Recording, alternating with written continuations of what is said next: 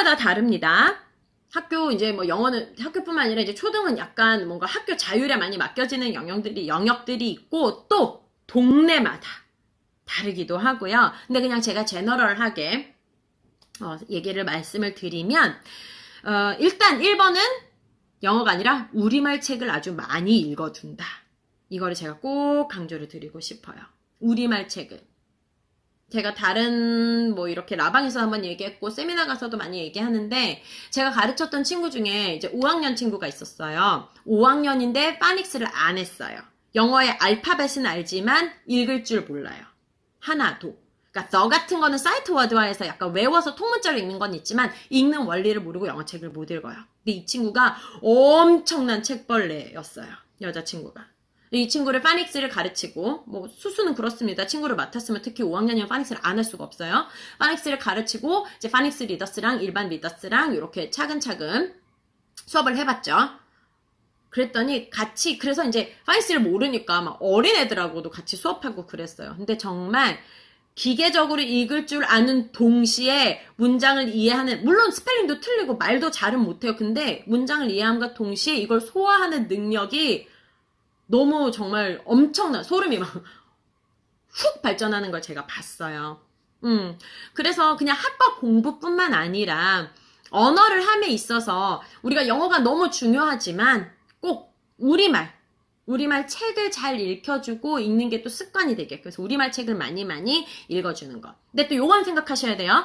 책 많이 읽어줬더니 그 집에는 저절로 한글을 뗐더라. 그럴 수도 있고 아닐 수도 있습니다. 그쵸? 그런 애도 있고 아닌 애도 있어요. 하지만 책 읽기가 선행되지 않고 그게 책을 많이 읽지 않고 교구나 학습지 같은 걸로 급하게 초등전에 한글을 떼고 갈 수 있어요. 왜냐면 가서 이름은 써야 되잖아요. 뭐 몇 학년 몇 반 음악실 뭐 읽어야 되잖아요. 급하게 한글 떼고 갈 수 있어요. 그 당시에는 비슷해 보이죠? 그런데 그 기계적으로 급하게 뗀 한글 실력은 딱 그때 그치는 디코딩밖에 안 되는 거예요. 그러니까 아무 문자 해독밖에 안 된다고요. 한글도 그렇습니다. 그래서 책을 많이 읽어줬더니 꼭 한글을 떼는 건 아니지만 책을 많이 읽고 나서 저절로 한글을 깨쳤든 책을 많이 읽고 나서 필요에 의해서 뭐 한글을 뭐 어떤 학습지나 뭐 교구를 통해서 또는 프로그램을 통해서 했든 그 결과물은 정말 천차만별이 되기 때문에 우리말 책을 정말 많이 읽어야 된다. 영어도 마찬가지. 많이 차고 넘치게 읽다 보니까 어느 정도는 파닉스를 깨치더라. 이 얘기 많이 들어보셨죠? 그런데 보시면은 다 파닉스 따로 시켜요. 그쵸? 왜요? 어떤 친구는 그렇게 차고 넘치게 읽다 보니까 저절로 원리가 이렇게 깨쳐지면서 애들이 그렇거든요. 책이 또 없어. 자, 뭐 요 섹션이 저희 집은 한글책이라 가지고 그러면 뭐 할까요? 자, 뭐 이런 책, 이 책은 아니지만 네, 비지북인데 책이 있다고 했을 때 아이들이 처음에는 이 부분을 뭐 My Busy Books라고 했을 때 처음에는 이게 My Busy Books가 통으로 들리겠죠.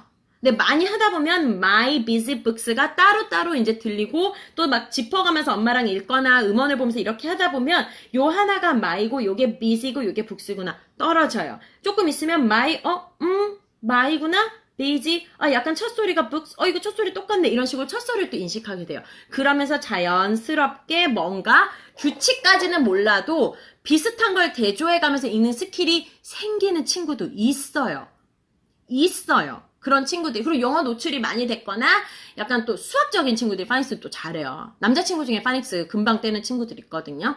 그렇기는 한데 어쨌든 아이마다 달라서 얼만큼이 차고 넘치고 많은지는 알 수가 없어요. 우리가 측정을 할 수가 없잖아요. 그러니까 엄마들마다 조바심이 날 수 있고 아이가 그래도 영어책을 한글과 마찬가지로 많이 듣고 많이 읽어온 상태에서 필요에 의해서 파닉스를 했으면 그 발전은 훅 올라가게 돼 있어요.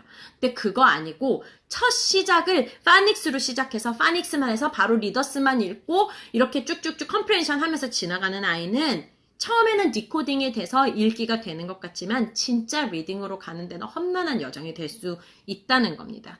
읽을 줄 픽처북의 정의 또 특징 이런 거 하면 꼭 나오는 게 뭐예요? 글자를 읽을 줄 모르는 아이도 읽을 수 있는 것이 픽처북이라고 얘기를 해요. 왜? 누가 읽어주니까.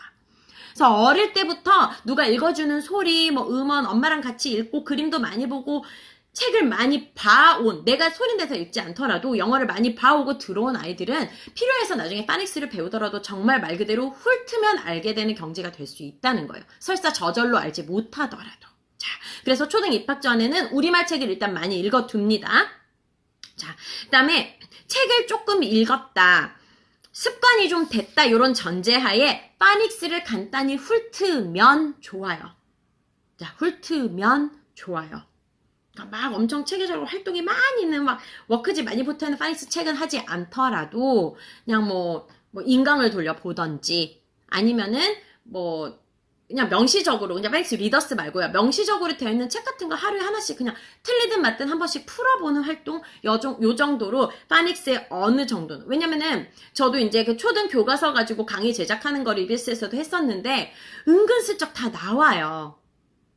막 우리 때처럼 막 A부터 G까지 막 이렇게 아니더라도 예를 들어서 그 대화문에 막 banana, ball, bell 이런 게 나온 다음에 그 단어 어휘 할 때 보면 부 소리가 강화됐구나 이런 건 정도로 알 수 있게 다 나온단 말이에요. 그래서 알파벳 정도는 알면 좋다. 이름 대소문자 정도. 자, 그리고 쓰거나 크게 막 이제 내가 글자를 읽을 줄 모른다 그래도 노출적인 면에서 컨셉 월드 있죠. 숫자, 색깔, 모양, 동물, 과일, 채소도 알면 좋지만 보통 책에는 과일이 많이 나와요. 과일, 또 탈 것, 날씨, 자연 이런 것들 이제 컨셉 월드라고 우리가 부르는 것들 있죠. 그런 데 대한 노출은 있어야 된다는 거예요.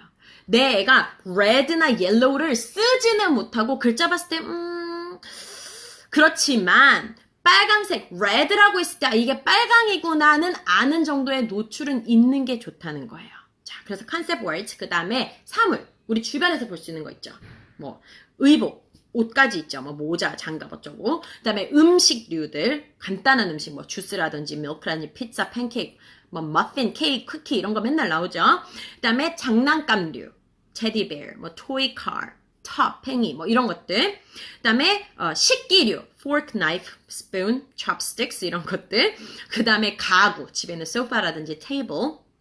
그 다음에 집에 있는 living room 꼭 나옵니다 교과서에. 그래서 집에 있는 장소들 또 관공서 같은 거 있죠. 관공서 어쨌든 fire station, police station 이런 것들. 그 다음에 학교 school 이런 것들 있죠. park. 그 다음에 직업류 되게 많은 것 같죠?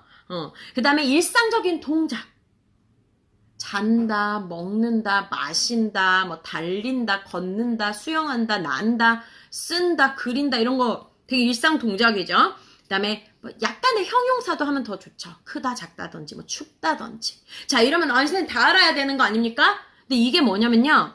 기초적인 픽처북이나 리더스를 꾸준하게 읽었으면 요거는 다 너무 자연스럽게 알게 되는 내용이고 교과서를 보면 다 그런 내용이에요. 교과서 보면 그렇죠. 피크닉을 가족이 갔어요. 엄마가 샌드위치랑 뭐를 싸왔어. 같이 먹고 놀다 보니까 옆에 강이 있네. 나랑 같이 수영할래? 이런 것들. 아니야, 나는 추워서 하기 싫어.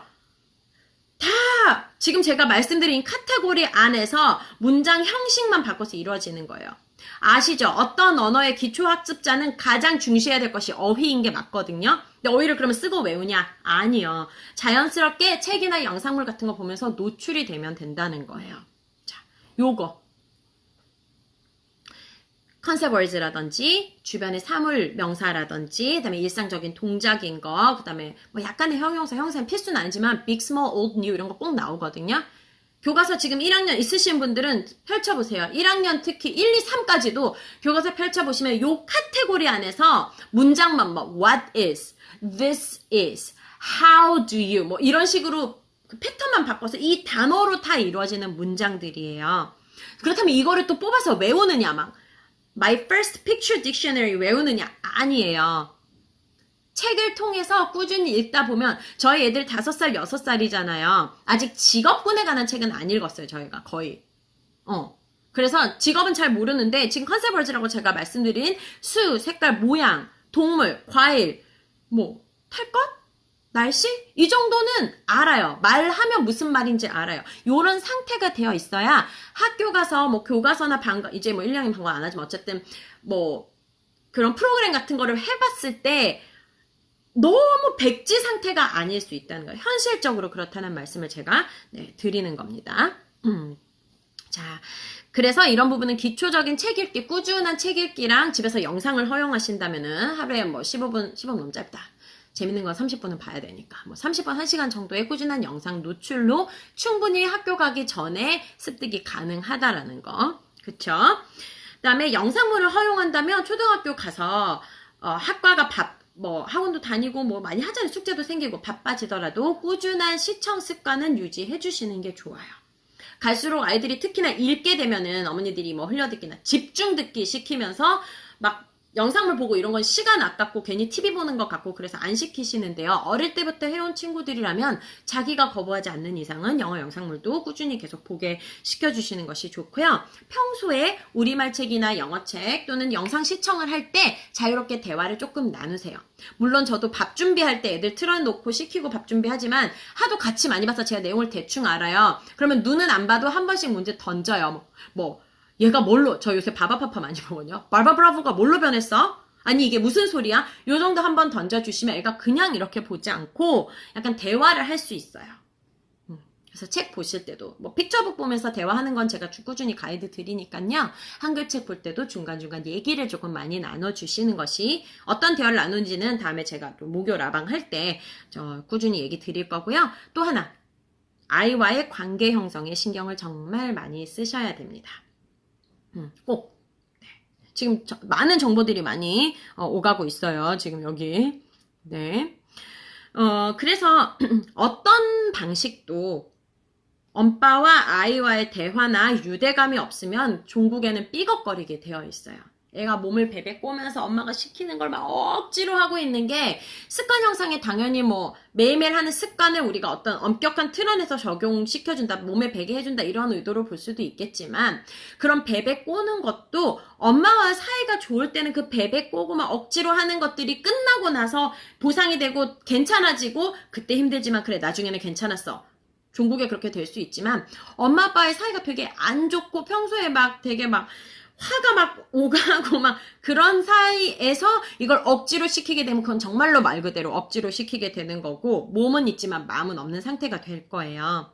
예를 들어서 아이가 책을 이런 거 있잖아요. 아이가 책을 뭐 혼자 읽는 걸 싫어하는데 어떡할까요? 그럼 책 보면 이런 거 있어요. 뭐 엄마가 한 페이지 읽고 아이가 한 페이지 읽으면서 즐겁게 대화 나누듯이 진행해 보세요. 그러면 저희 애는 제 옆에 안 앉아 있으려고 하는데요. 그럼 어떻게 조언을 줍니까? 그건 각 가정에서 해결해요. 그래서 초등 입학적 영어 준비 얘기했어요. 우리말 책 정리 많이 하고 책을 좀 읽었다 습관이 됐다는 전자하에 파닉스 살짝 훑으면 좋고 그거 아니라면 알파벳 이름, 대소문자 매칭 정도는 알고 가는 게 가장 도움이 된다. 그 다음에 쓰거나 읽을 줄 몰라도 컨셉 월드나 일상어휘, 동사 정도는 책을 통해서 노출이 된 상태로 가면 도움이 된다. 요 얘기 말씀드렸습니다.